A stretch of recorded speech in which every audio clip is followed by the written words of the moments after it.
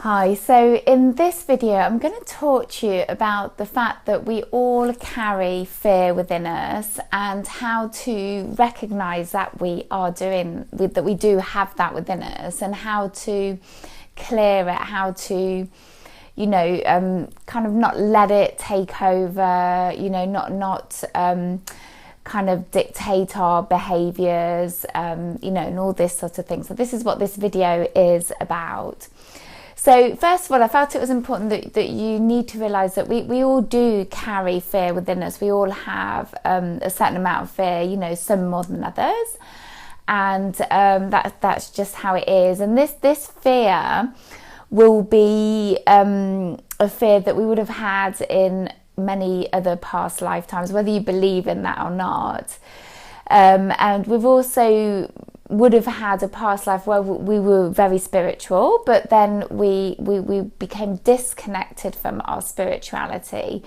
So, if you think about the burning times when they were burning witches for their beliefs, they would have had this kind of fear of persecution, and this would have come through in this lifetime as well. And there would have been other lifetimes where similar things would have happened. So essentially, we all have a fear within us. We have a fear of, losing our jobs, or fear around relationships and commitment, or, security, all sorts of fear. We all carry that fear. And we also, have a grief as well, a grief from this disconnection from spirit, as I explained, that we would have had in past lifetimes, and possibly even in this lifetime as well.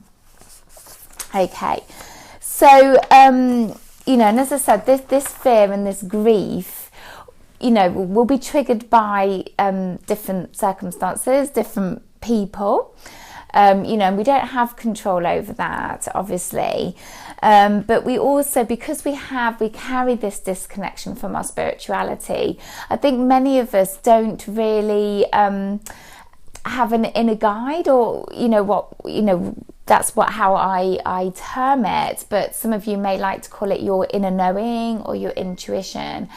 And this intuition, like I said, it is our inner guidance. But if we're not tuned into this inner knowing or our intuition, then it makes times very difficult, especially when we're bringing up a lot of fear around a circumstance or an issue that we may have. So I really do believe that there are basically two emotions, and I think a lot of the Buddhists will. I'm not actually Buddhist, but I think you'll find that a lot of Buddhists would agree with me in that there are two basic emotions: either fear or love. And fear will be driving the feelings of grief, grief of losing a loved one, or losing a job, or whatever. Fear drives anger, fear drives jealousy. So all these more negative or denser emotions will have a fear behind it. And once you truly clear that fear, you'll not be feeling so much or so keenly those more negative emotions, but also you'll be bringing more love within you. So you'll be in that sort of heartfelt emotion of love. So that will bring in more joy, more unconditional love, more compassion, all of those more positive emotions, happiness, etc. Okay, so it really is being able to recognize that a lot of our beliefs and our emotions are driven through fear. We do need to find the courage in the moment, especially in the moment. And I know that's so difficult, isn't it, when we're getting triggered by people and circumstances, but we really do need to find the courage in the moment to recognize that our reactions are being driven by fear. If you really do break it down, it will be being driven by fear. So in order to clear that fear and not kind of completely overreact to everything and project out, what I like to call project out, we need to be able to clear that fear in the moment, and if not, we're just kind of spinning our wheels, as it were. You know, so things like going for walks in nature, playing with pets, animals, you know, dancing, just dancing around your living room, doing some sort of creative writing or creativity, drawing, you know, even knitting or swimming or jogging, you know, some sorts of sports, or spending time with your partner. These will just allow that fear to dissipate a little bit more. You know, and I really feel that we need to be able to nourish our soul and love our soul, because when we stifle it and we're not listening to our intuition, and we're not able to support ourselves really, and we become completely overwhelmed by these more negative emotions, and then we're doing what I call stifling our soul. And you know, our soul is quite that childlike aspect of ourselves. So you know, if we're not letting it shine through, then you know, it lacks vitality, and we really sense that. We can really sense that sometimes in people, I feel. So when we're more in what I like to call a heart space or a heart state, so that we have more of that feel of love within us, and we're coming from our heart more. You know, we're stiller. We're able to kind of what I call center ourselves, be more quiet about things, and we're coming from a state of a higher vibration, as I like to call it. You know, or just basically, or simply being in our heart more, being more unconditional. And I think we tend to cling to illusion sometimes. You know, that we think that things should be a certain way, should be done in a certain way. And these kind of beliefs or illusion are powered from our childhood, the beliefs that we were given or ideas that we were given as a child. And these beliefs, you know, these ideas that we're given as a child kind of become to shape our beliefs as an adult. And these beliefs will kind of power our behaviour. And these are when they're more in the negative, you know, the things that we were told as a child at school or by our parents, you know, because they were only kind of mirroring their own beliefs and ideas. But if they're more of a negative belief, then this is what we call a paradigm. And our paradigms are what kind of shape our subconscious. So I know it's kind of going a bit deeper, but I feel it's important that you understand that our subconscious is kind of powered by these paradigms, by these more negative beliefs that were fed to us during our childhood mainly. So it becomes very difficult to shift because it's at a subconscious level. So we're not aware of it on a day-to-day basis. So, you know, it's all well and good to think positively. And I know we try and train ourselves positively. And I talk a lot about positive thinking and affirmations, the use of affirmations, which are very powerful. You know, and it's important to be aware that underlying this, we have these paradigms that if we're not so aware of it, you know, it becomes very, very difficult to shift. So these are things like, you know, you may have had things like money doesn't grow on trees, or life can be cruel, you know, life can be hard and difficult, you know, and you have to work really, really hard to get any money. You know, these are what I call paradigms. So it's not necessarily the truth, but it's what you've been told because you know, by parents or teachers or family members, you know, because this is what they believe, but it's not the truth. So these paradigms greatly shape our subconscious, and our subconscious powers our beliefs and our thoughts and our behaviour, ultimately our behaviour. So by just starting to become aware of this, you know, I think we can do so much and quite a lot really with the power of affirmations and kind of focusing more on positive aspects of our life on a daily basis. But if we really want to shift things, then, you know, it's becoming aware of our subconscious thoughts and beliefs or paradigms.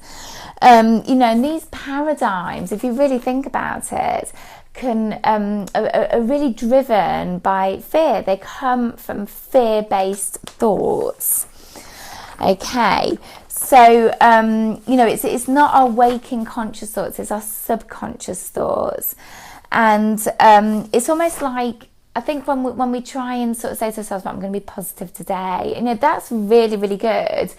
But if we're trying to really shift our subconscious thoughts, our paradigms. It's almost like we're trying to stick a band-aid on, a plaster on these things, because we're just scratching the surface, really, if we think about it. And I also like to say that it's a bit like outdated programming or outdated software that programs us or trains us, our mind, to think in a certain way. So, and as I said, these fear-based thoughts and beliefs have kept us in this illusion as well for so long. And becoming conscious of our subconscious thoughts or our paradigms, these thoughts are really so ingrained in us. It's like we're going to be changing or updating our software. So, I was thinking about that, and how can we start to really change those really, really deep thoughts, those more subconscious thoughts? Well, first of all, I feel it's important to be aware of our intuition. And, if you think about intuition, means our inner teacher. And, by becoming aware and listening to our intuition, or that inner voice, that inner guidance, if we have a hit to do something or we resonate with something, all these terms really mean the same thing. It's talking about our inner wisdom. So if we learn to listen, just by simply listening more to it and honouring it and becoming aware of it more, the more powerful it will become for us, so that we're really listening to what truly is good for us, not what we think is good for us, not our subconscious fears, because that's all it is. It's a fear that shapes those limiting thoughts. But if we listen to our inner guidance, our inner voice more, the more powerful it will become, and the more it will become evident to us. It will come into our consciousness more, and it will, we'll start to think about it more and to listen to it more. Okay, so, and a lot of people say, well, what's the difference between wishful thinking and intuition? Because there is a difference. There is definitely a difference. So I feel the best way to explain it is that our intuition will feel real to us. It's those consistent thoughts and feelings within us that come up. And when we choose to listen to our intuition, it just feels right. You relax, your body relaxes, and you feel fine. Everything kind of fits into place. And that's when you're truly listening to your intuition. Whereas wishful thinking is just, again, maybe a bit more of a positive, like, oh, that'd be lovely if that happened, and then minutes later it all comes back again. So, where I do feel that positive affirmations and positive thoughts definitely has a place and helps us to focus more on the positive. If you want to really make those true shifts over a long, life-changing shift in the way you think, then you really have to be looking deeper. You have to be looking at those subconscious thoughts, those paradigms that shape our reality, basically, that make us think in a certain way, but in a way that we're not even really realising that we're thinking. So it really is being a bit more introspective, going inside ourselves and becoming aware of that. So, it's also about when we feel our fear coming up. So we're looking at ways of how to clear our fear in the moment. And when we know we're bringing up a fear, we know when we're getting triggered, don't we, by someone or a situation, and we have this kind of almost a panic, a real fear inside us, and it's a really strong feeling and an overwhelming feeling sometimes, and it's really a hard one to sit with, whether we're getting fearful about our health, or we're getting fearful about our job and our security, or we're getting fear about committing to a relationship, or whatever, or we're not sure whether we're making the right decision. We have a whole fear around it. I think the best thing to do, and this is what I do on a regular basis, is I just allow myself to feel that fear, and I allow myself to go to that place where I don't necessarily want to go, but by doing that, it kind of dissipates it dissolves it, and you feel so much better a few moments later, rather than stewing over it and letting our thoughts connect to those feelings, and before you know it, you're in this negative spiral, and then you may go and ask a friend, their opinion, and that's good, but also beware of that. You know, choose who you talk to wisely, because you know, you've got to remember that people come at a situation or give their opinion because they're coming from their own paradigms, from their own, you know, their own subconscious fear often, and they will give an opinion, you know, based on that fear often. So you really need to be thinking about, who do I know that's steady? Who do I know that feels wise, that feels knowing? You know, and ask them first, okay? Because, you know, you'll be going around asking all sorts of different people their opinion. At the end of the day, they're coming from their own paradigms, their own fear, and they're going to be giving you different opinions, which won't be necessarily right for you. So listen to your inner guidance, and when you know you've tapped into that inner guidance, that intuition, you will relax, and it will feel right. It will just feel right. You'll just know. Or ask someone who feels steady to you. You know what I mean? You know, the wiser souls, the older souls. We all know them. We all know them if we think about them. And ask them. Okay. And the other thing you can do is say it out loud. Just say, okay, I'm feeling fearful about this today.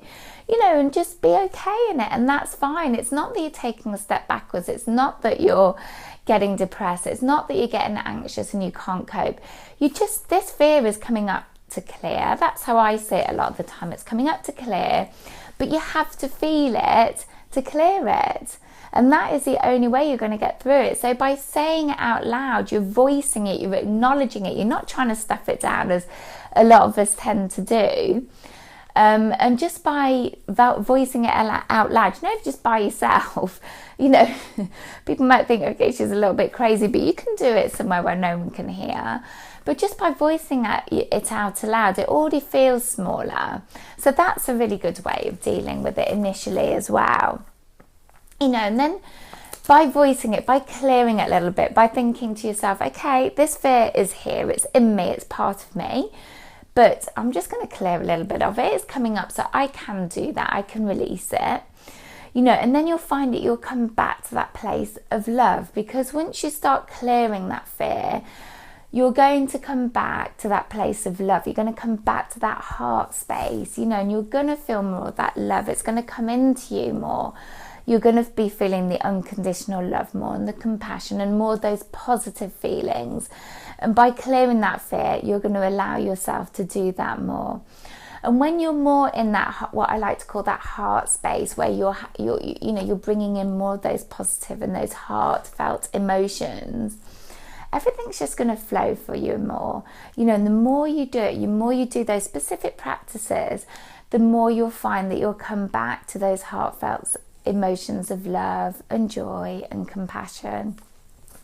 You know, and the more you do that, the more you master that, and the more you become stronger in that you're listening to your intuition, and you know, you're getting guidance around things, you know, and you're going to be able to really support yourself more. You know, the more, you know, when everything's kicking off around you, you know what I mean, you know, everyone's sort of, you know, there's a situation and people can't really handle it. You're going to be that strength, you're going to be that rock, and you know, you're just going to be at peace. You're going to have a certain amount of inner peace, just independently of what's going on around you.